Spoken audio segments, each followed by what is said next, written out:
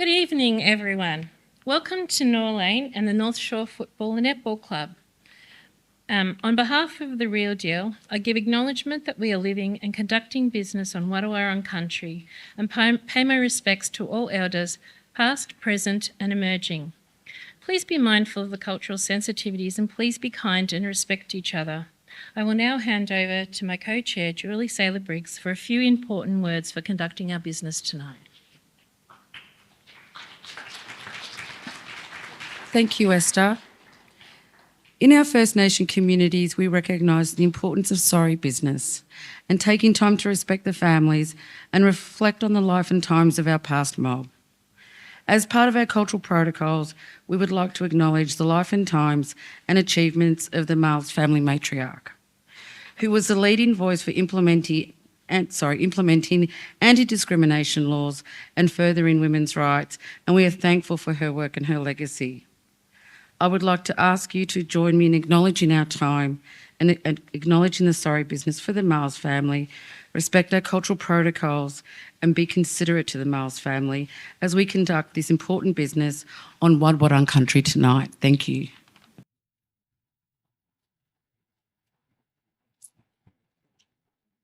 Thank you for those meaningful words, Julie.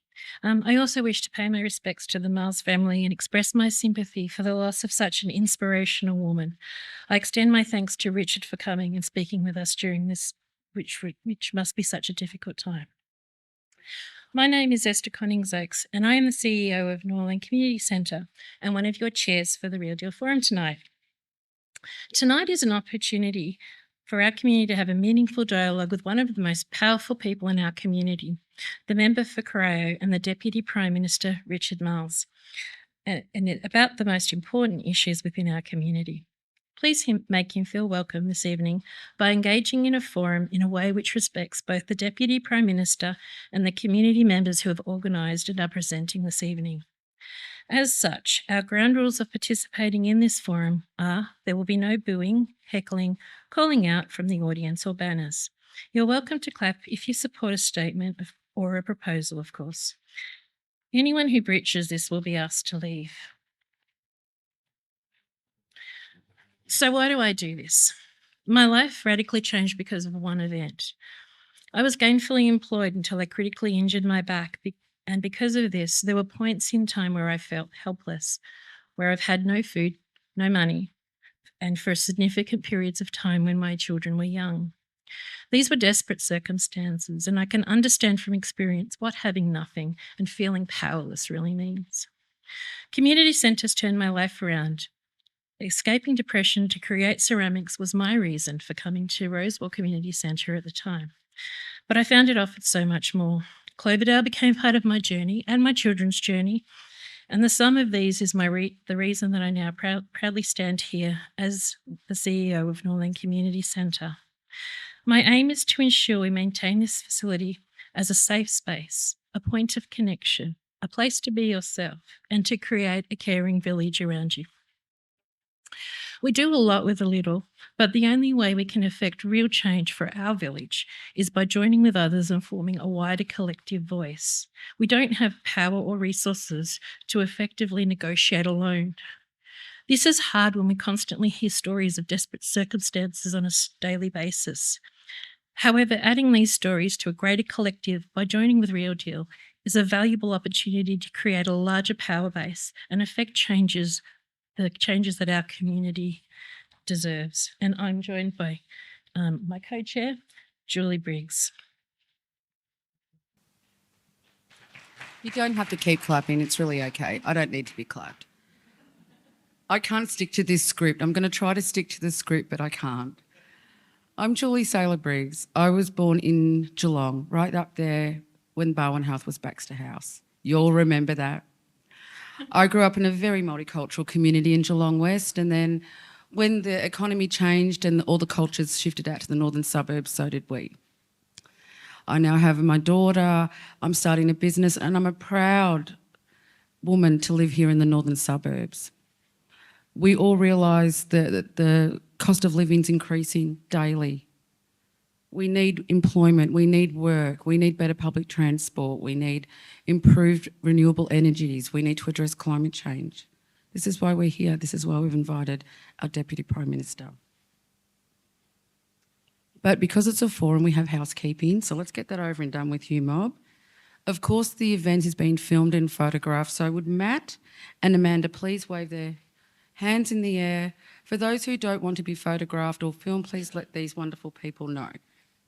We have toilets to the back and toilets to the left. I've always wanted to do that. I'll never be a flight attendant. Sorry, stay with me. During the presentations, if we could just all use the toilets to the back on the left and just use the toilets in the break on this side. Thank you. We all understand that talking about the cost of living and our vulnerable lifestyles hurts our heart. It is a vulnerable, distressing conversation. So in our room tonight, we have a wonderful healing team, our Cloverdale mob. Would you please raise your hands? Over here, we have these wonderful people. If you'd like to have a yarn, if you feel that you need to talk about this, we absolutely embrace that and lean into it. In case of an emergency, I get to do this again, your exits are on this side and to the back, but we also have volunteers that will direct you. Got through that, hey? And all devices and phones, just put them on silent or turn them off for the duration of the forum, please. Esther, would you like to join us up here? Absolutely. So we commit to working with the Aboriginal and Torres Strait Islander people towards healing, justice, solidarity and partnership. We appreciate the importance of caring for country, as this is a critical caring for ourselves and the land as we undergo climate change, which at its essence is what Real Deal Geelong is seeking to do. First Nations people around the world are deeply impacted by climate change, as damage to the earth is also damage to its people. What we do here impacts upon people elsewhere. Pacific Islander people are among the first and most impacted by climate change. I would now like to introduce Reverend Tupeilelo, who hails from Samoa and leads the Wesley Uniting Church in Geelong, to share a traditional greeting from his culture to welcome our Deputy Prime Minister as our guest. Thank you.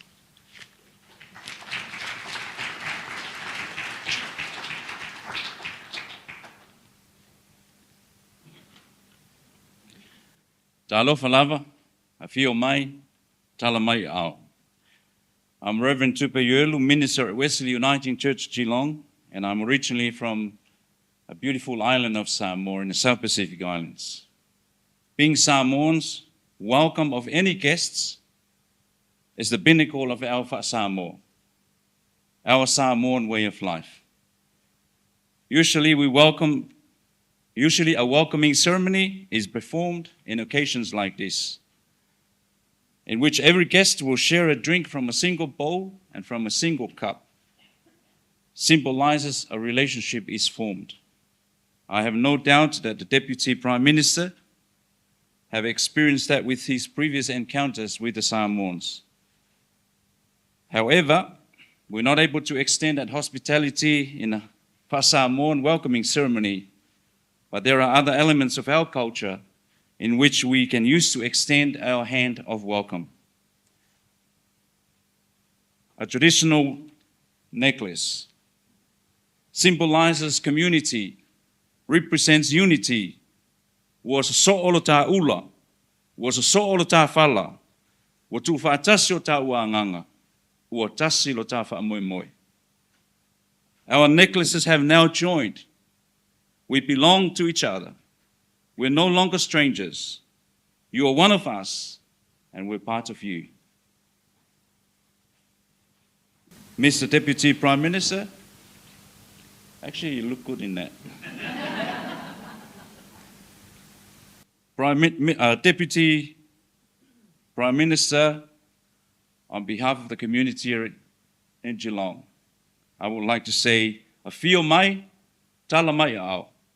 And we are delighted to welcome here tonight. Whawhtei tele.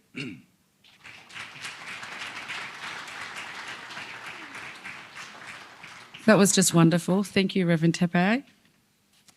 So why are we here tonight? We're going to provide an update on the work from our last forum in March, so that's great. We're also going to be hearing from community members who are impacted by the cost of living by the shortage of housing or limited housing, unemployment, climate change, restricted transport.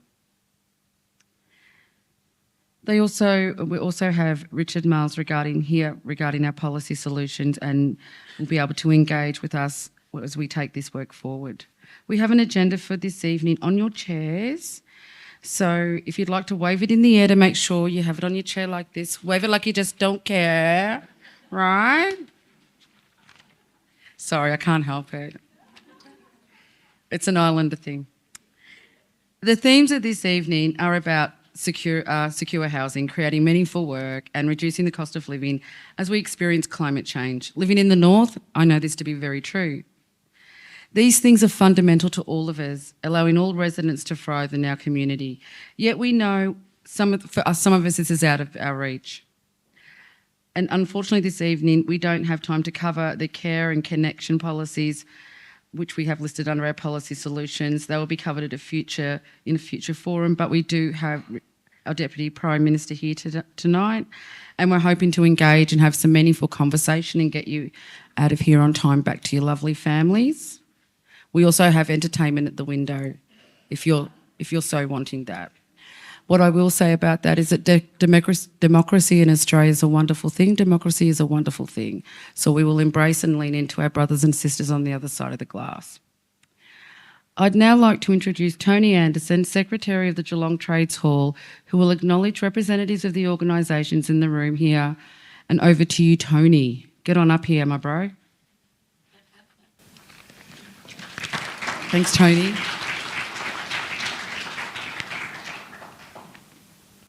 I don't think I have to introduce myself because it's just been introduced. My name's Tony Anderson. I'm the Secretary-Treasurer of the Geelong Trades Hall.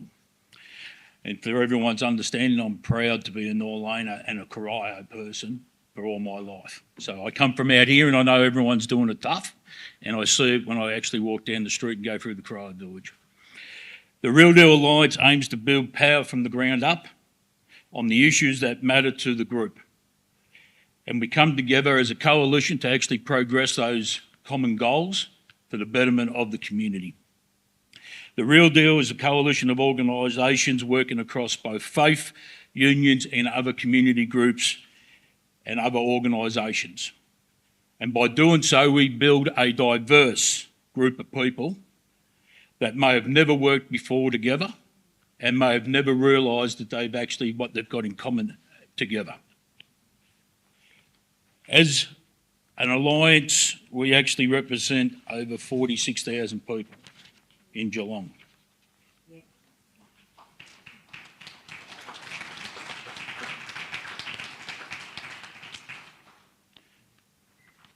So, let me find my spot on the page. 9. It's been a long day. Many organisations have made financial and time commitments to support working of the Real Deal in Geelong, and we'd like to recognise them by inviting a representative from each of those organisations to share with us why their organisations are participating in the Real Deal. So as those leaders join us up the front, I will begin by sharing why the Geelong Trades Hall is a part of the Alliance. Geelong Trades Hall has never shied away from the hard yards, and we won't shy away from it now. The hard yards of jobs, housing, social justice is the hard yards, and we won't go away from working hard on those issues.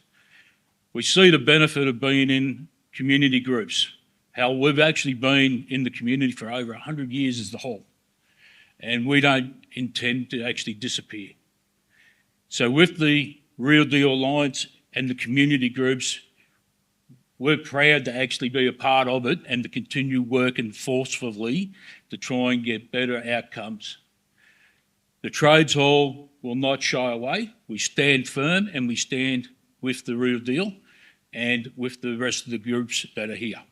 There'll be further to say on other groups, but I move on and I will now call on Karina to actually talk. Close. I'm another tall eco warrior, but I'm not quite Karina. Um, that's all right. My name's Emily Flynn. I'm the Operations and Project Coordinator at Geelong Sustainability. So we are one of the region's leading sustainability groups dedicated to helping residents of Geelong and the surrounding areas live more sustainably in their everyday lives with practical solutions to address the climate emergency.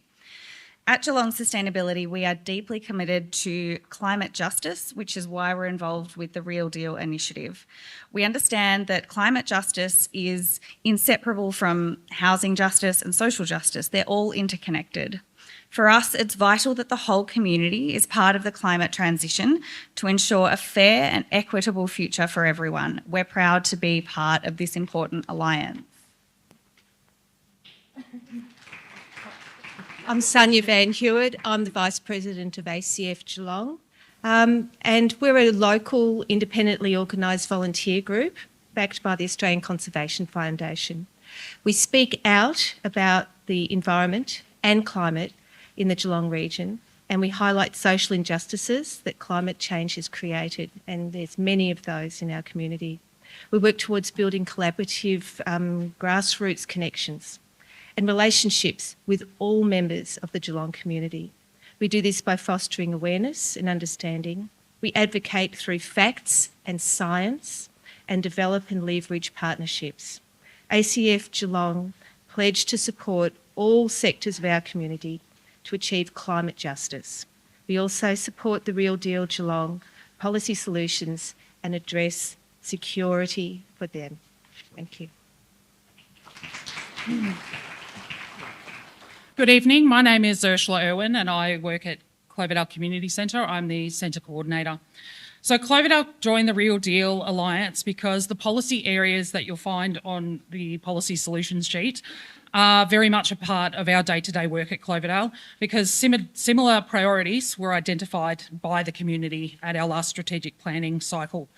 So these priorities are: 1, end poverty in all its forms everywhere; 2, end hunger, achieve food security and improve nutrition and promote sustainable agriculture; 3, ensure healthy lives and promote wellbeing for all at all ages; and 4, ensure inclusive and equitable quality education and promote lifelong opportunities for all.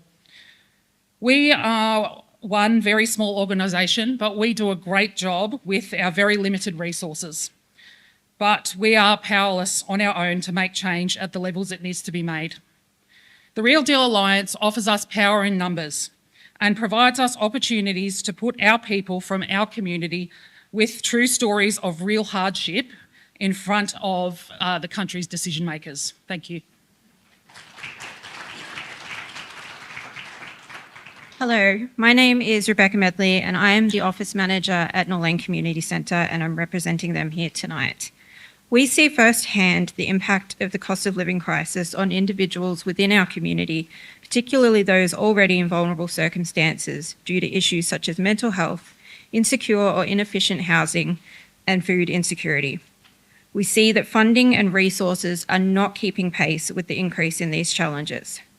We feel that being part of the Real Deal Alliance will enable us to unite with other organisations to advocate for the community and effect the necessary policy changes that will enable better support and care in these areas. Thank you. Hi, my name's Dani Bosler. I'm an Assistant Secretary from Victorian Trades Hall Council. So I'm from up the highway. Don't trudge me for that. We work with our 8 regional trades and labour councils across the state. We represent 40 different affiliated unions and 500,000 union members across Victoria. We work and support the Real Deal through the Geelong Trades and Labour Council because we believe that workers should have a control over their working lives and communities should have control over decisions that happen in their community. We support action on climate change and we support a just transition where workers are at the heart of that decision making. Thank you. My name is Catherine Steele and I'm the chairperson of Australians for Mental Health Geelong chapter. Australians for Mental Health is a national citizen-led movement committed to placing mental health and wellbeing at the heart of our nation's priorities. We believe that mental health and wellbeing are fundamental to every Australian's life, and to create a truly impactful change, it must become a top national political focus. Improving mental health in Australia requires a shift in structures, norms and policies, making it essential that our laws and systems support mental health and wellbeing for everyone. Our vision is for an inclusive Australia where mental health needs are recognised and met across all aspects of life where we live, work and play. The Geelong chapter is especially proud to be the first regional centre to launch, and we're excited to partner with Real Deal Geelong. We support the 3 key priority areas, and recently we identified these in a lived experience group that we ran. We believe that ensuring access to safe, affordable housing, fostering a just climate transition that leaves no one behind, and building a community that prioritises care and connection should be a priority for all. Good evening, everybody. Deputy Prime Minister. I'm Julie Speck. I'm the Deputy CEO of Women's Health and Wellbeing Barwon South West. It's an intersectional feminist not-for-profit organisation. We work to build equitable partnerships with diverse stakeholders, including women and gender diverse individuals across our whole region. Together, we work collaboratively to enhance women's health, safety and access to life's opportunities. As part of the Real Deal initiative, our role is to ensure that gender inequalities are addressed in collective responses and policy proposals. This includes improving access to social housing, women's health services and sexual and reproductive health. We also focus on prevention of violence and addressing the gendered impacts of climate and societal change. At the heart of our work and the Real Deal is a commitment to placing both evidence and the lived experiences of women and girls at the centre of policy and systems change. The Real Deal represents a powerful opportunity to amplify the voices of those weary of systemic and structural oppression. Together, we envision and endeavour to create a healthier, safer and more equitable community for everyone. Thank you. Good evening. I'm Graham Harris, Chair of Church Council at Wesley Uniting Church in Geelong. We've joined the Real Deal Geelong because we seek to be a part of, not apart from, the Geelong community. As a Christian church within the Uniting Church in Australia, we are called to be there for the disadvantaged in our community. We have a long history of support for various charitable and other organisations in Geelong, Australia and overseas. The reason for other organisations joining the Real Deal is not significantly different from our motivation, though our part in the community arises from the conviction that underpin our faith. It makes sense for us to join with other organisations in advocating for issues of social justice affecting the people of Geelong.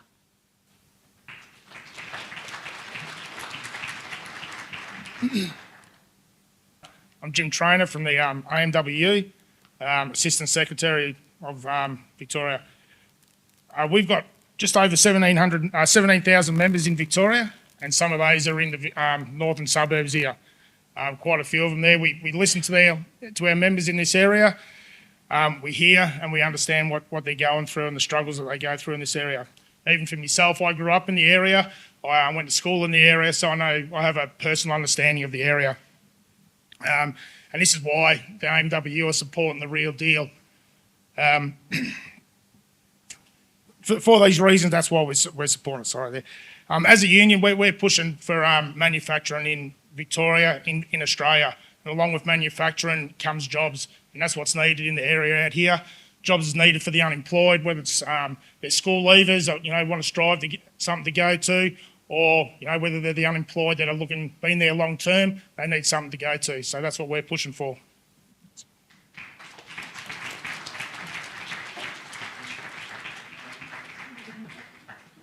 I'd like to say now, you know why I didn't actually go on, because that's why the Geelong Trades Hall's a part of the Real Deal, because you actually heard what the actual involvement is and what everyone's aiming for.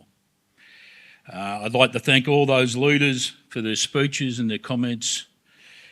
I'd like now to invite members and supporters of those organisations and the wider community members to stand when called. Now, I'm going to ask a question at the end, and I'm looking for a more likely, hopefully, a yes. Otherwise, we might have to get the security in here to actually break out. You know? Can everyone from the faith groups please stand up?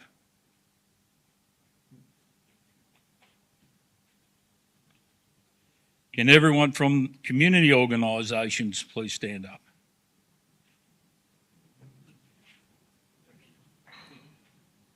Can everyone from the unions please stand up? Now, can everyone from the wider community, including our Deputy Prime Minister, stand up, please? Not to put you on the spot there, Richard, but will you act together in solidarity for justice to ensure that no one is left behind in Geelong? Yes? Yes. Please take your seats. I don't think I have to get anyone ejected. Now, as I said earlier, if your organisation is not currently involved in the Real Deal Alliance is not exclusive. If your organisation wishes to join, please come and get hold of us. We welcome more community groups and individuals to join the Real Deal. The more the merrier. We seek justice for our fellow citizens in Geelong.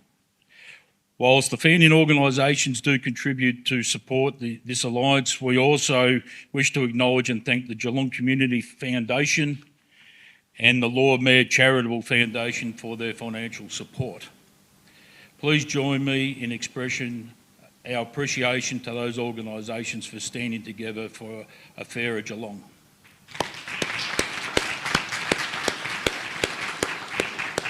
And as I say, anyone that wishes to actually join the group, please see us all afterwards. We're all up the front here.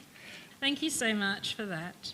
Tonight, in addition to our Deputy Prime Minister, we're also honoured to be joined by Councillor, I'm not sure if he's quite yet Councillor, Anthony Aiken from the City of Greater Geelong. Congratulations on your election soon, I think. Now let's get to know each other better. Let's take a few minutes to introduce yourself to your neighbour and share why, if and why, you've been involved in the Real Deal Geelong already, or why you may be curious about it. You have 1 minute to share. I now invite Sally Fisher, the Real Deal Community Organiser, to provide an update regarding what has happened since our last forum in March. And can I say, a woman that has worked incredibly hard to get us all here to this stage and looking nice and talking nice.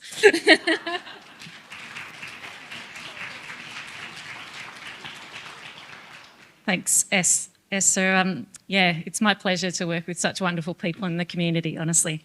Thank you everyone for joining us this evening. It's fantastic to see you all here. In the Real Deal Alliance, we utilise a co-design process with the community, involving them in every step of the process. Our community organising cycle began by building relationships and listening, researching policy solutions, followed by informed decision-making and collective action, and we'll finish by evaluating our success. We are non-partisan, but we do seek to engage with our political leaders to gain support for community-led solutions. Since our last forum in March, we have trained leaders in community organising and formed an action group that meets monthly to work on pursuing our policy solutions and to organise events such as tonight. We've met with key politicians, including the State Minister for Housing, Harriet Shing, to discuss the urgent need for social housing. Minister Shing has shown interest in developing a ground lease model in Geelong, which we will explain later this evening. This is an innovative approach which could help address housing needs, but nothing concrete has yet been confirmed by the state government. We met with the Minister for Planning, Sonia Kilkenny, who has expressed her support for mandatory inclusionary zoning for social housing. She was influenced by powerful stories from our community members about the impacts of lack of social housing. We want to see this policy included in the new plan for Victoria, to which we made a submission. We have requested a meeting with Minister Brooks, who's the Minister for Development Victoria, and that is the department which controls the Warn Ponds Commonwealth Games Village site. Unfortunately, he has not yet responded to our request to meet with him. We've met with local housing developers who share our concern about the lack of social housing, showing the widespread concern about this issue. And to celebrate here, we've met with individual councillors and council staff with the City of Greater Geelong, winning a unanimous council vote to lease land for social housing on a vacant site in Corio, which is great news. Members of our action group presented our evidence-based housing policy proposal to the Barwon Regional Partnership, urging prioritisation of social housing for vulnerable residents. In August, we held a town hall meeting with about the Renew Australia for All campaign and participated in its launch. We'll discuss that campaign aimed at addressing household energy bills later tonight. Together, we can drive meaningful change in our community. Thank you for your support, but most importantly, thank you for your participation.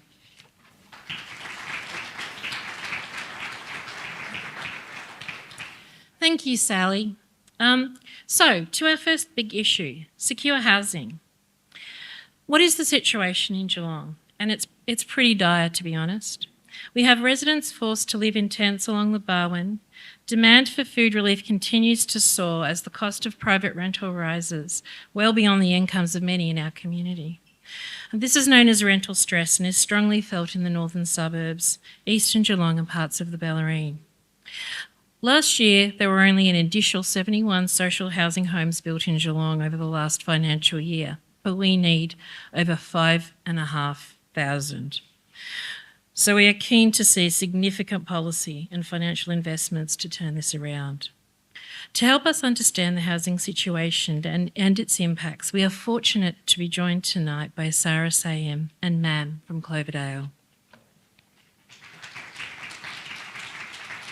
Good evening, everyone. I'm Isara Sayim, the Multicultural Wellbeing Officer at Cloverdale Community Centre. Today, we are honoured to hear Mam's story, a powerful testament to resilience in the face of huge challenges. Mam is not a victim. She is a remarkable member of Cloverdale team, using her skills as a chef, advocating for justice through the Real Deal Action Group. Please join me in welcoming Mam to share her journey.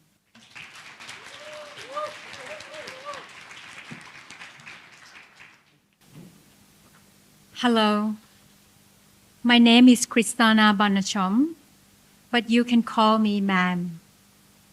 Imagine waking up to find your home is gone, your children is taken, your light shattered. That's my reality. I was born in Thailand and moved to Australia in 2007. For 12 years, I devoted my life to raising my two beautiful children. However, everything changed when I discovered my husband's betrayal. Despite my effort to seek a divorce, I faced a long and painful legal battle, resulting in losing custody of my children. My struggle for stable housing made my situations more difficult. After leaving my family home, I felt homelessness and even live in my car for 2 weeks.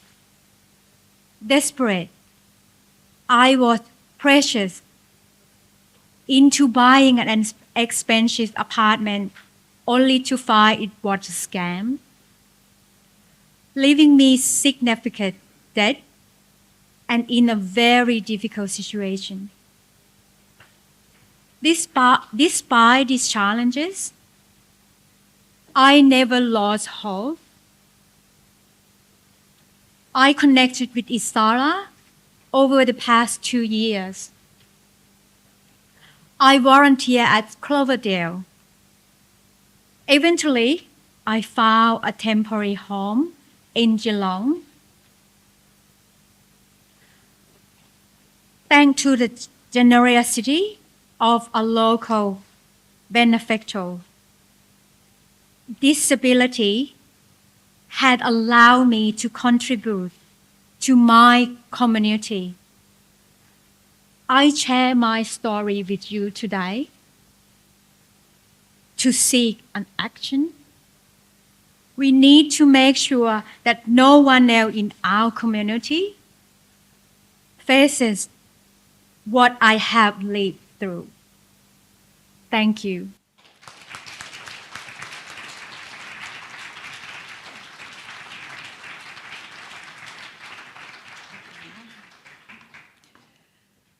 Thank you, ma'am. ขอบคุณค่ะ for sharing your incredible journey. Ma'am's story highlights issues faced by many in our community. Ma'am is eligible for social housing, but accessing it is another challenge. Without strong community connection, she might have faced homelessness again.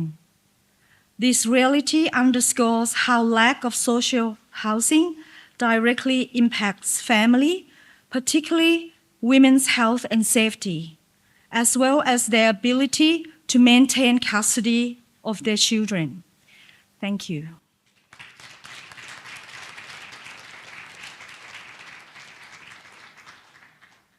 Thank you so much, ma'am. What an incredible story. What an incredible story of resilience. I'm so glad that you felt strong and safe to share with us. So it's incredibly important that we seek solutions that will address these issues, and it would be wrong to hear stories such as ma'am's and not want to act on it and not want to advocate. We need policies that will fix this. So now I'm going to invite Claire Ziegler from Geelong Sustainability to share our first policy solution. Oh, she's right there. When did you get up here?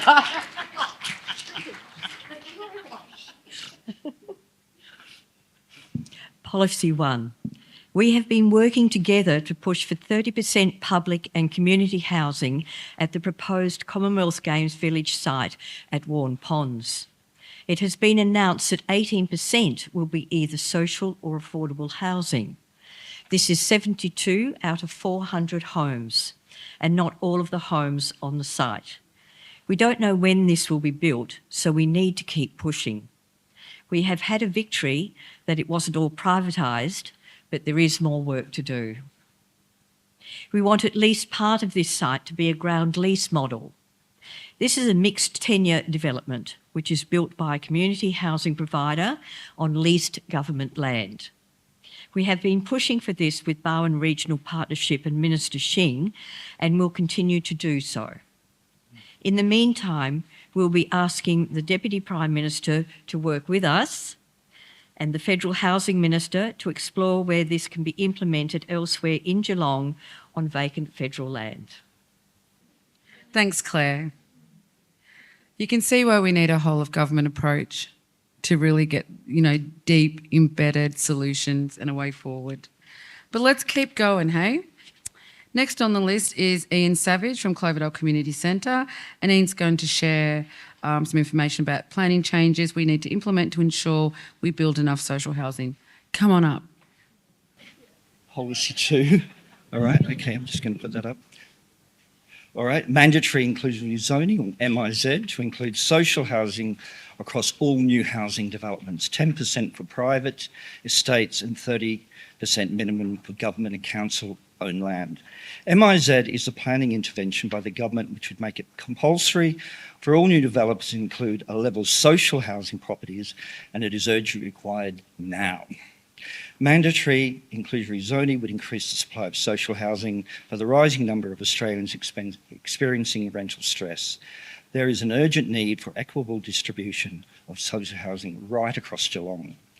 Rather than rely upon off-injections of projects and funds from state and federal governments, we require policy that will integrate social housing across our community at a level which meets the demand, making all housing developments subject to MIZ, including the growth areas planned for Geelong's future.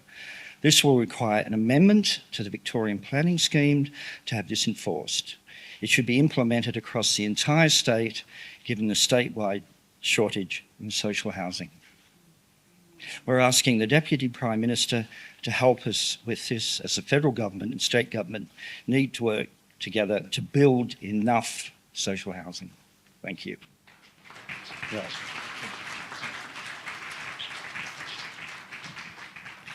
Thanks, Ian, for providing us with that understanding of what needs to happen in our planning spaces.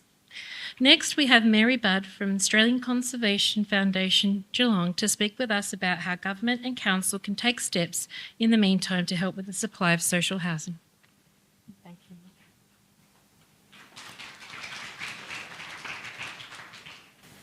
Policy 3, increase the supply of vacant government and City of Greater Geelong land for the use of social housing and education of the public about the value and need for social housing to residents.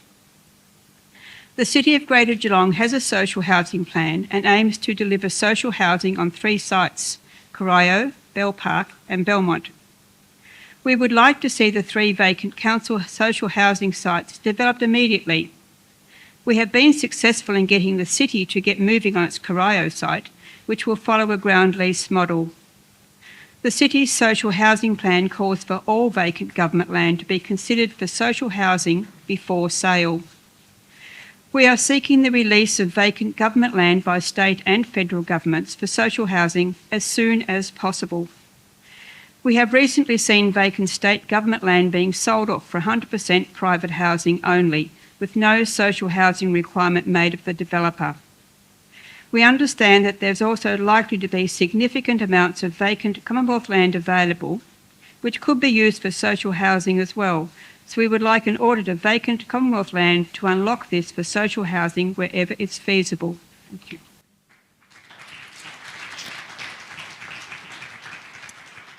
Thank you so much, Mary. So we've gathered here today representing 10 organisations and a collective reach and representation of over 46,000 people in Geelong. So we'd now like to invite Deputy Prime Minister to the stage to address some questions, which we have provided to his office well before the forum, so we expect some great answers. And we will ask each question and seek clarification on his response.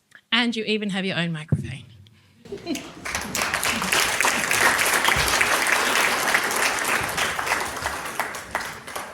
Thank you for coming out to the north and being with us tonight and responding to our stories here.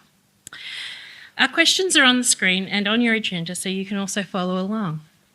Number 1, what vision and commitment do you have for working with and strengthening civil society in Geelong to find tangible solutions to the housing, work and cost of living crisis to create a fairer future for our kids?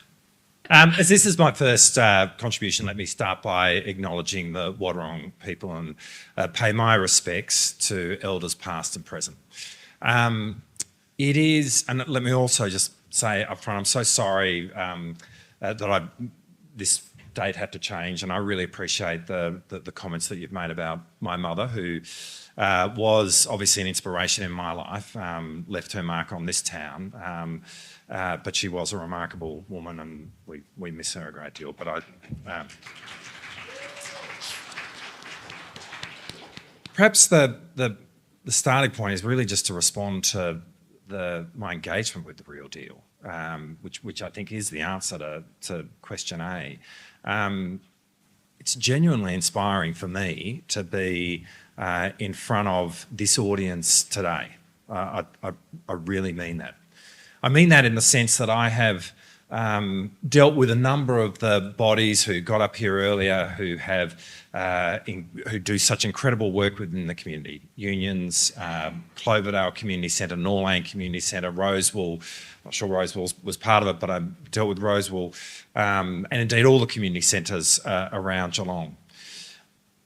I think in my journey as the member for Corio, and prior to that really, as working in the trade union movement, and I've said this often, I think one of the single biggest challenge I've come across in terms of public policy, and I never know how quite to express it, but it is very much what you are talking about here today.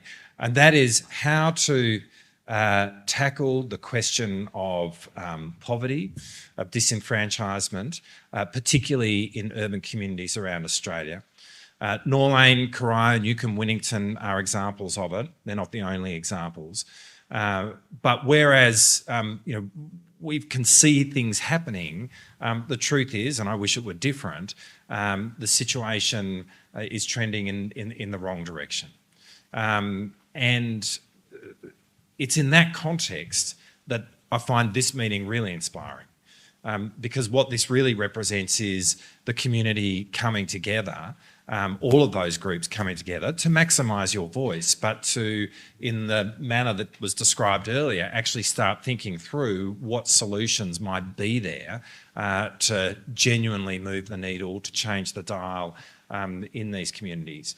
And where you're coming from in terms of the comments that people made earlier, affordable housing, just transition in respect of climate change, rights of working people.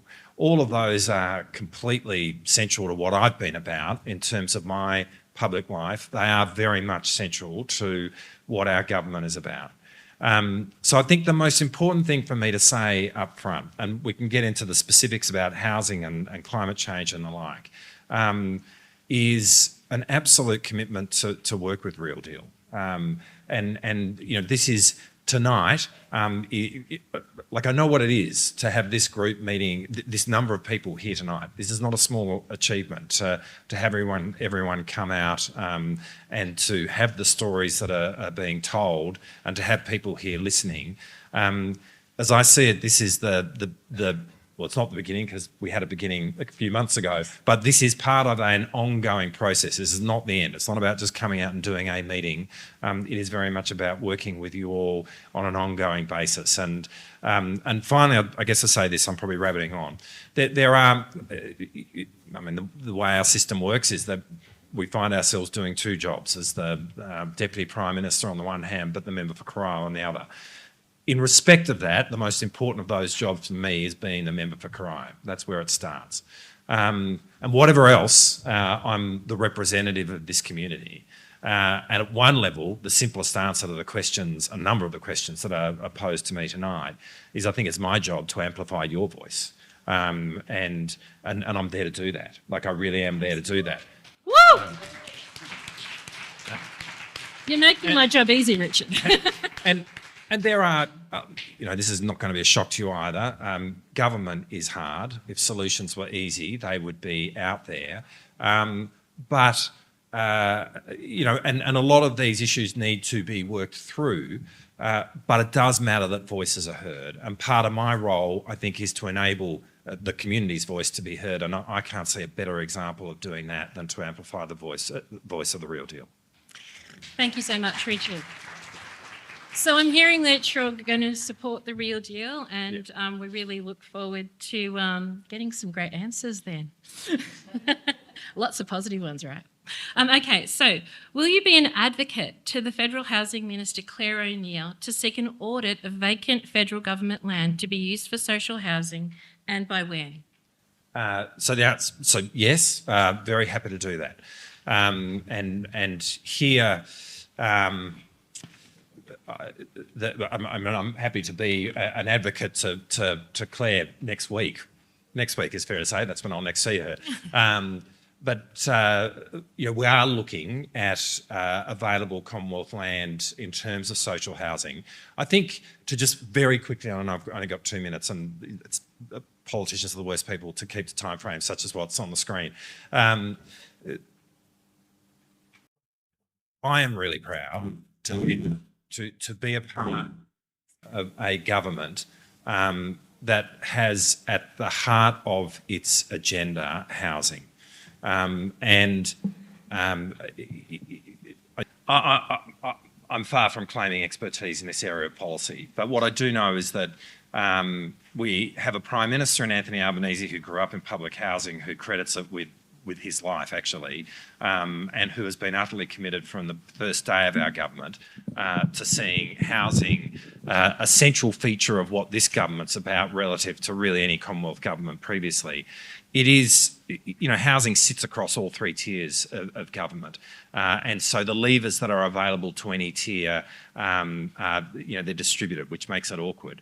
But we want to play big and in this space. And I think that, and I'm not here saying we've got all the answers, but I am here saying, I'm part of a government which has real intent in this space.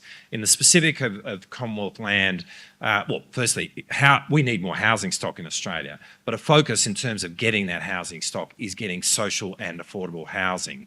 In doing the Housing Australia Future Fund, which is the $10 billion fund, social housing is a critical component of that. Where we can find it, we want to put it out there, and the most obvious place in terms of Commonwealth government being able to do that is Commonwealth land. So really happy to pursue that audit locally.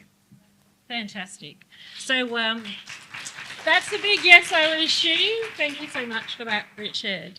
And so we'll be getting in contact with you in a couple of weeks to find out how you got on with Claire. Yeah, no worries. Excellent. We'll get Claire down. Claire, yeah, that'd be fantastic. Yeah. Absolutely. Well, why don't There's another commitment there, guys. We genuinely should do that. We should, absolutely. Yeah. Well, I'm really happy We're into to it. do that. Yeah. Absolutely. Okay, so would you write to the state government counterparts, Minister Shing, Brooks and Vic Treasurer Tim Palley, to encourage the implementation of a ground lease model on vacant state government land in Geelong and set up a meeting with you and Real Deal with the Federal Housing Minister Claire O'Neill to discuss both the audit of Commonwealth land and ground lease model? Yeah. So again, happy to do that. The ground lease model, the presentation you saw earlier, the slide presentation, has been done by Homes Victoria. And so this is something the Victorian government is looking at. It's their initiative. I understand there are a couple of pilots which have occurred in Melbourne. And so I think trying to get more of that happening here is something that I'm very happy to advocate for. We are working with all the states in around the Commonwealth, but with the Victorian government in relation to how we can do anything really to promote social housing, and the ground lease model is an example of that. As I said earlier, we should get Claire here, but I think. Really, getting that, what would matter in terms of that meeting is to get one of the state folk along as well. So why don't we try and do that? Absolutely. Okay. And could we have a time frame when you think this would be possible? Because we'd like to keep contact with you. I'm reluctant to do that just because, this is a deeply unsatisfactory answer. I will do it as soon as I can, but you will... ASAP. So we will ring you tomorrow. Sure. Maybe we'll give you the afternoon. Yeah, no worries. Okay. So again, a big yes. So big round of applause. Thank you, Richard. Okay. Will you write to the state government counterparts, Planning Minister Kilkenny and Treasurer Palley, to encourage them to... Oh, hang on, I already did that one. Mandatory inclusionary zoning. And encourage them to implement mandatory inclusion zoning for all social housing across all new housing developments across all of our cities. Yeah. So again, in terms of mandatory inclusionary zoning, if I'm being honest, I'm not the full bottle on the... it feels like that is a term of art, and there's probably a whole lot that people attach to that phrase. Looking at ways in which we can be working with state governments, the Victorian government in this instance, to see that zoning laws, planning laws, framed in such a way as to encourage the development of more social housing, and that includes the private sector investment in more social housing in the context of developments, is certainly something that we're keen to do, and certainly something that I'm keen to help support. Perhaps that's the way in which I answer that question, which might be slightly broader than talking about the specifics of the mandatory inclusionary zoning as an idea. But it may well be a subset of trying to think about how we can work with state governments to have zoning and planning policies which do promote much greater private investment in social housing. And again, maybe in terms of getting the meeting together in relation to the paragraph C, we can have that conversation in relation to paragraph D as well. I mean, and we thank you for that too. But I think that for the community, having a mandatory inclusionary zoning is something real and something that is a concrete thing for us to move forward with and have some security around, even in private investment, that there is that component there. Sure. So it's very close to our heart. So yeah, thank you for supporting that and for all of your wonderful answers and for sharing them. Thank you. Thank you, Deputy Prime Minister. Thanks, Esther. We all know that meaningful employment, cost of living is outrageous. Rents are increasing. Mortgage rates are increasing, interest rates, I mean. It's creating enormous stress on families that were surviving pre-COVID. So COVID's changed a lot, but it's getting worse for many people in the more vulnerable suburbs, but I would believe right across Greater Geelong. Unemployment rate has hit nearly 19% in Norlane and 11.5% in Corio. With the Aboriginal families that I work with, many of them are not required to be employed. So despite the figures there, the rate of people not working, living in a situation of poverty or very close to, is much higher than those numbers would have you believe. Because in the northern suburbs, a lot of people are not required to look for work, to be employed. So when we're thinking about how hard it is for unemployed people, there's a good chance they're in families where it's socially, culturally and economically disadvantaged. So everything gets increased, impacts our wellness. Fossil fuel costs are soaring due to war and instability overseas. That's a really bland statement. I know it's in the script, but I'll have to think about that. But in terms of what that means to us, so all our bills are getting higher, from petrol to electricity to gas, water, everything's increasing. I'm not going to say it's because of the war overseas or the instability overseas. I think that would be grand. But there are circumstances globally that are impacting our economy, impacting our living standards. As we can see on the other side of the glass, people are upset. People are living in poorly insulated homes, they're unable to access renewable energy, and we're so dependent on vehicles that public transport's become more optional than a necessity. The economy is not working well for many residents, and we can fix some of the problems, but we need to create meaningful work. We need to lock in lower energy bills forever if we take steps to reduce our use of fossil fuels and invest in a wellbeing economy. As a person who is passionate about country, sea and skies, I think that that's the way of the world for all of us. But next up we have Amanda Mentiplay from the Norlane Community Centre. Thank you, Amanda. Who's going to share her story? Thank you, Julie. Like ma'am, I too have had problems finding stable housing in the private rental housing market, but my story is about the quality of housing and how this impacts my health and finances. Within 3 months of moving into my current rental, we had a freak hailstorm that resulted in flooding in 2 main rooms and a hallway.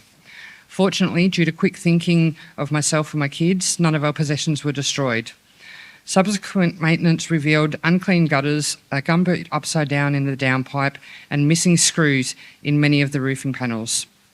Over 3 years that I've lived there, we have had still more flooding in the back hallway, and even with just a small downpour. We are now facing rental uncertainty again because once again, my landlord has decided to sell. So we are subjected to strangers regularly coming through for open houses. A recent building inspection required for the sale has discovered multiple issues that need to be rectified. 2 windows in the main bedroom are broken, needing replacement, one of which has been broken since before I moved in 3.5 years ago. One of these is contained in a steel frame that is out of shape and no longer shuts properly. Another window has a broken latch that cannot be replaced, therefore the window cannot be secured. But the biggest issue is the double brick wall that runs the length of the rear hallway and bathroom. The wall is falling away from the house and daylight can be seen through the gap in the roof.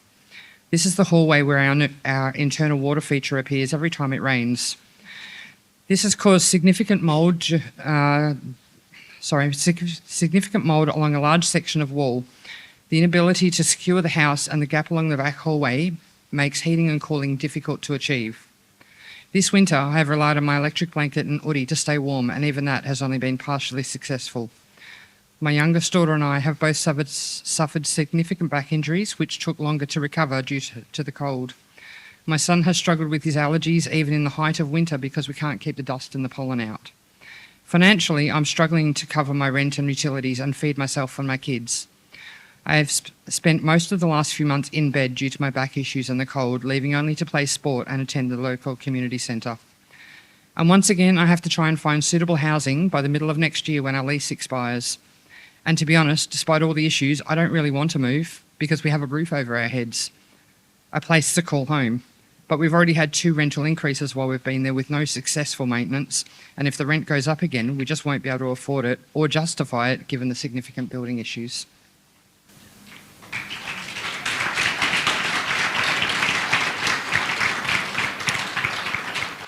Thank you, Amanda, for that story. Amanda comes from Norling Community Centre, and this is not an isolated story. But thank you for sharing that with us, Amanda. Next, I'd like to bring Ursula Wind from ACF Geelong to talk about the need for better public transport. Thank you. Thank you, Esther. Good evening. I'm talking about transportation, local transportation, and the way in which, sorry, I've missed it. Where is it? It's gone. Oh, there it is. You found it? Yep. Roving pages. Okay. Job seekers without a car in the northern suburbs are poorly served by bus and rail. Being unable to afford a car or even driving lessons becomes another barrier to employment. Not having reliable, timely transport to work can impact on being able to take up a job.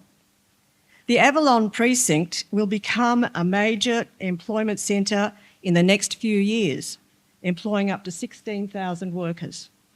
How do you go up the road to Avalon if you don't have a car? We have heard stories of workers paying up to $200 a week for taxis between Lara Station and the Avalon precinct to get work. Some businesses are reluctant to employ workers who don't have reliable transport.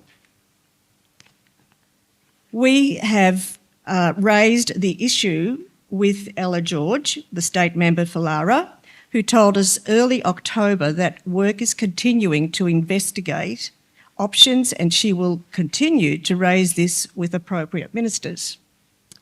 Given the unacceptability of high unemployment rates in the north, we believe that our local residents should have a fair chance at accessing work through a bus, a local bus.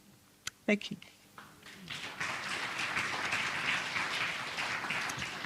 Thanks, Ursula. Very true. I live in the north and I understand the pain. I'm not going to talk to all those words because we've all got them here. Charlie, would you like to come up and talk to us about another approach, and that is about worker-owned cooperatives and the different opportunities and unique values that they could bring to community? Thanks, Charlie.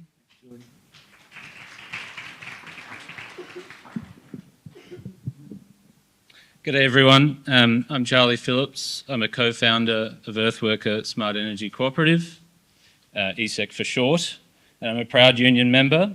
I also work at Victorian Trades Hall in the Just Transitions team. ESEC, we're a worker-owned cooperative. That means that all of our employees co-own the business, we have equal ownership, and we have an equal say in how the business is run. This means that us as workers are rewarded fairly for our work, and we're empowered to democratically control our workplace through one worker, one vote. Co-ops such as ours are renowned for being more successful businesses. We can survive during the hard times and we do well during the good times.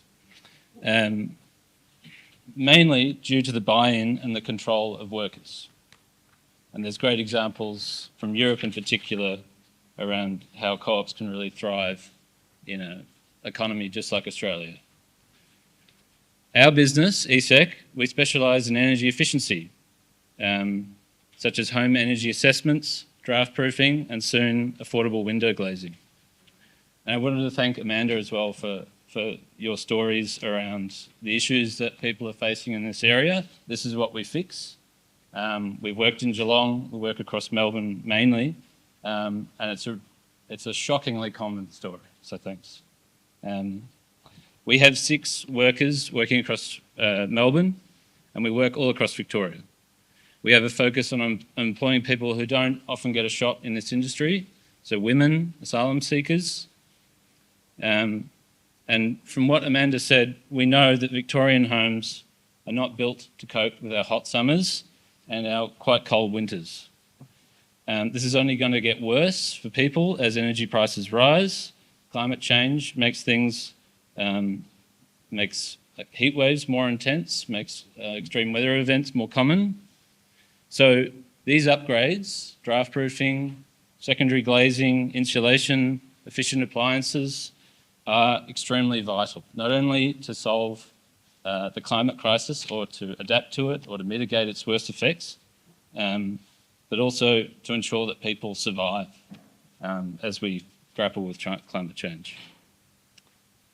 So at the moment, low and middle income households, such as the ones in North Lane, are being squeezed by higher interest rates and cost of living crisis, lower wages. So people are really struggling to invest anything in their homes, so just trying to get by. And particularly renters, such as myself, are entirely being left out. There's a little bit of work recently done to improve that, thanks to the Victorian government, but a lot more work needs to be done.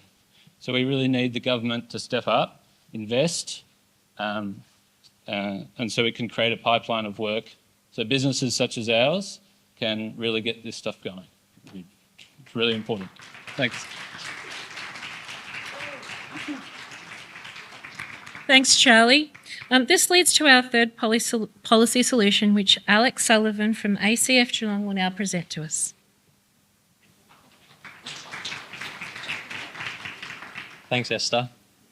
Policy 3, extend government funding to allow all households to benefit from energy efficiency and electrification programs, regardless of their housing tenure, and create a local supply chain for this. And educate consumers about the needs and benefits of electrification and energy efficiency. We know that this is popular policy because ACF Geelong asked people. ACF Geelong surveyed people across Geelong as part of our Powering Change project. We discovered that renters are struggling to remain comfortable in their homes during temperature extremes. 54% of renters, like Amanda, reported being uncomfortably cold in their homes during winter. The situation is particularly dire for renters in private rentals. The majority of people surveyed were concerned about climate pollution, with gas bills and health impacts of gas also being points of concern. The stress is real, with 39% of all people expressing a high to extremely high level of stress in paying their bills. We know that fixing this is very popular policy, with strong community support for a range of policy solutions which would create more energy justice. Once people are free of ever-increasing power bills, they have more money to spend in the wider economy, buying things they need, such as good food, and educating their children so we can all thrive. I'm now going to invite Liz Bonner from Cloverdale Community Centre to discuss the Renew Australia for All campaign, where we build greater power to win this policy solution. Over to you, Liz.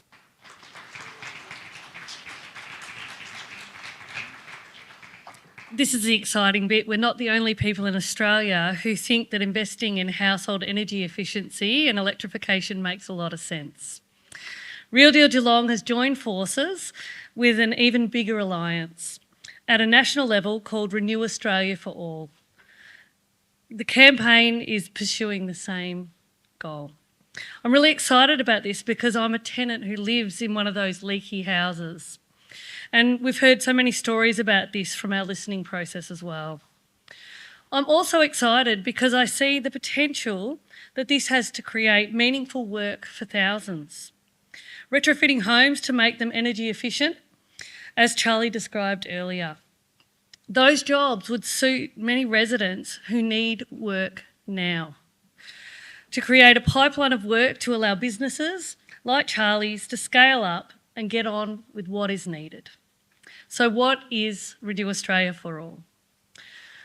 Renew Australia for All is a growing alliance of more than 60 organisations. It includes the ACTU, ACOS, and Australia's biggest environmental organisations, all coming together to ask for the same thing: an historic cost of living and climate solutions package from the federal government.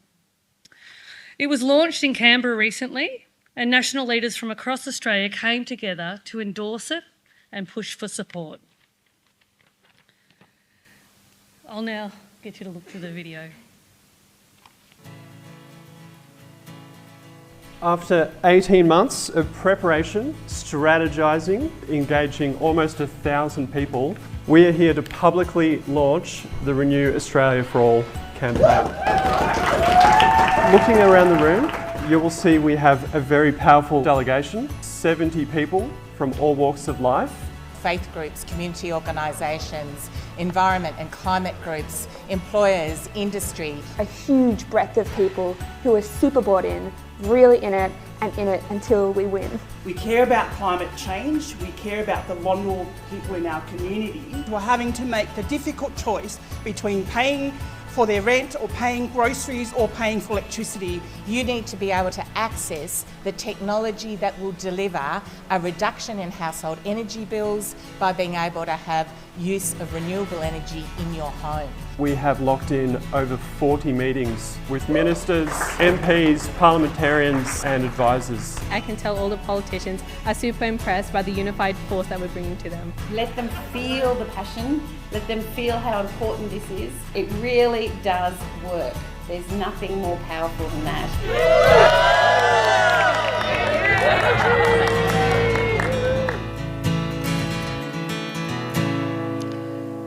Renew Australia for All is driven by a shared vision for a shift to a clean economy that works for everyone and leaves no one behind.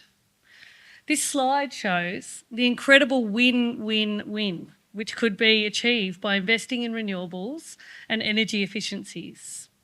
The savings on energy bills and jobs generated would make an enormous difference to our community.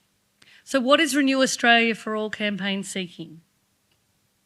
The first ask of the federal government is to implement an energy bill savings plan that will enable everyone to access the benefit of more efficient electric homes, no matter if they live in an apartment, rent, or what their bank balance is.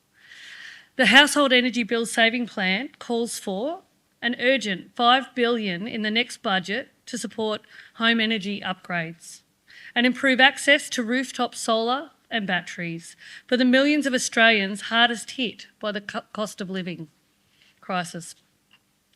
An investment of $50 billion over 10 years to be invested to repower all Australian homes and communities with rooftop solar, batteries, electrical appliances and thermal improvements. Targeted support and investment that prioritises those who are struggling the most, with high electricity bills such as low-income homes, renters and communities experiencing disadvantage, including strong protections like minimum rental standards and labour standards for workers. This is an investment to ensure that no one is left behind in the energy transition underway and will ensure that those who need the most help will get it. And so the benefits are shared of renewable energy and energy efficiency. Thank you. I'd now like to invite the Deputy Prime Minister back up onto the stage to address our second round of questions related to meaningful work and the cost of living policies. All right, Deputy Prime Minister, will you write to the State Public Transport Minister to improve public transport services in Geelong, including establishing a bus from the northern suburbs of Geelong to Avalon Industrial Site? Yes. You heard that, yes. So I'll circle it yes, and you can totally. It's circled. That is the easy one. Again. By when? I'll do that next week. Like that's. I mean, it is. so many of the issues that, like, what is inspiring about this is that so many of the issues that have been spoken to me about over a long period of time, which I've observed as well, you are articulating tonight, that is very much one of them. I'm at risk of speaking for half an hour on my frustrations in respect to that, but yes, is the short answer, and you're right on the money in terms of the point that was being made about how you... Part of the disenfranchisement of people being able to access jobs in the north is unquestionably transport and access to public transport. And I know it's hard, and I'm not. And I would want to also say Ella is a great advocate as the state member, and I know that she'll be part of this as well. Okay, we like that. We like that? Yes, we like that. Yes. All right, question B. That's the key. Yeah. And I agree, we need to just make sure we can get meaningful employment, get our mob to work, support our mob's wellness, and get our mob happy. It is right. And it's right to focus on Avalon because that will be a growth area. I mean, Hills Road is also important, and frankly, going into the town as well. But yeah. Thank you. Good point. B, will you meet the members of our Alliance and the Business Council of Cooperatives to discuss the benefits of cooperatives and how more cooperatives can be established and supported in Australia? Now, again, to my shame, I should know more about the Business Council of Cooperatives, but really happy to have that meeting. Cooperatives and mutuals are a really important part of the economy and a surprising part of the economy in many respects. GMHBA is a mutual. In many ways, our industry superannuation funds you could probably put in the sense that they are member-owned entities, and they are entities which give members those services at really competitive prices by virtue of the fact that they are member-owned, which is and worker-owned in the context of cooperatives. So, really, I'm a big fan. Very happy to meet with that group, and I think the way in which that empowers people is very much part of, I think, how we need to be thinking about empowering people in the north. So that's a yes. That is a yes. We're taking it as a yes. It's difficult. Question C. Do you support the Household Energy Bill Savings Plan, which is part of a Renew Australia for All campaign, and aligns with our Real Deal Geelong policy solutions? You have 3 minutes. Do you mind if we group these three? Because they really go to the same. Shall we group these three? Is everyone happy? So C, D, and E. Probably works better with our time. Yeah. All right then. Okay. Over to you. So again, it's the Renew Australia for All campaign is making a difference. It is. I can't answer everything here, but let me, because it is a work in progress, is fundamentally the reason why I can't answer everything here. But what I can say to you is that the campaign that the Renew Australia for All is doing is absolutely driving a conversation amongst decision makers right now in Canberra, literally this week. So I'd want to say that campaign is having an impact. I'm not in a position to commit, $5 billion at my EFO.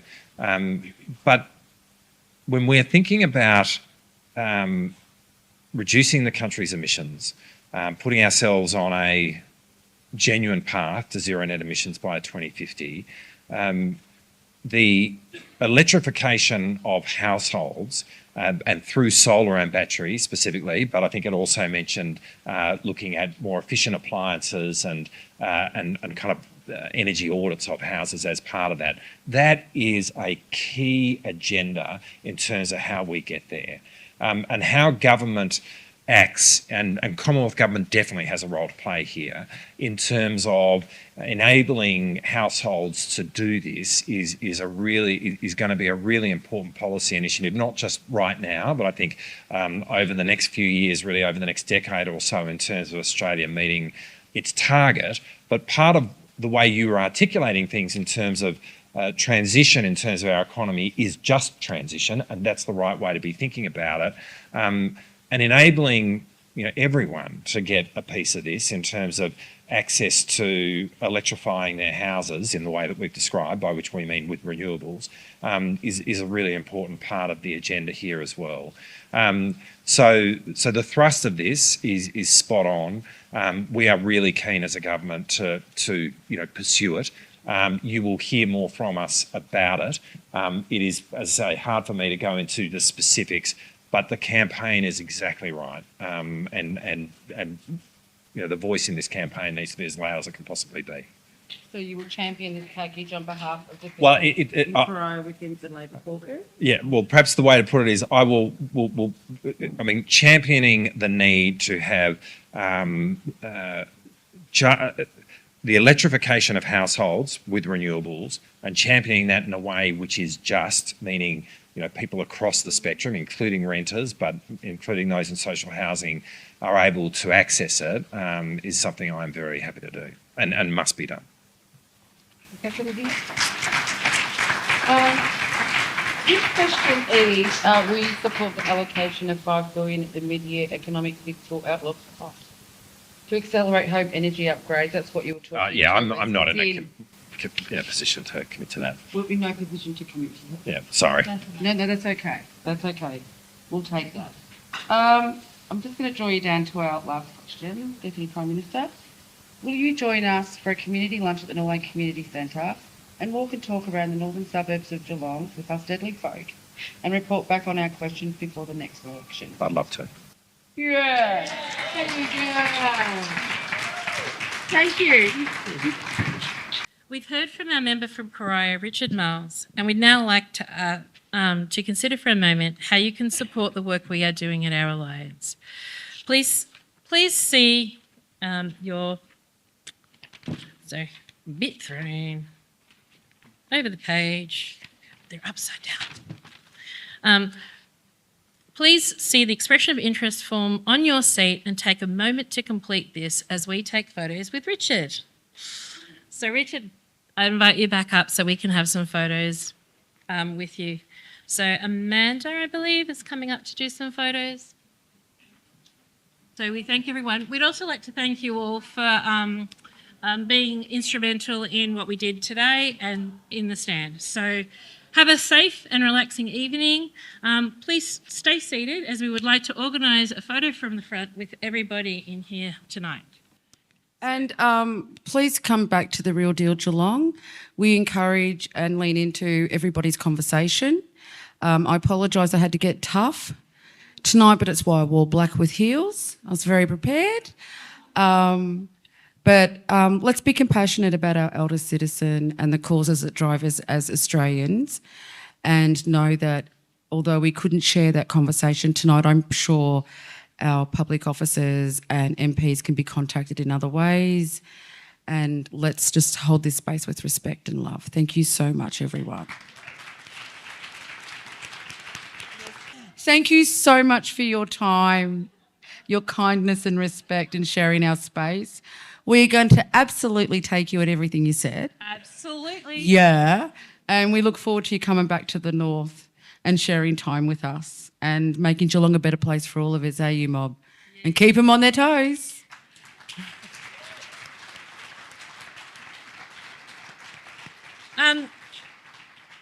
This night doesn't happen without a lot of people doing a lot of things. Yeah. So all the presenters and volunteers who helped get your seats here and organise this event, thank you to everybody there.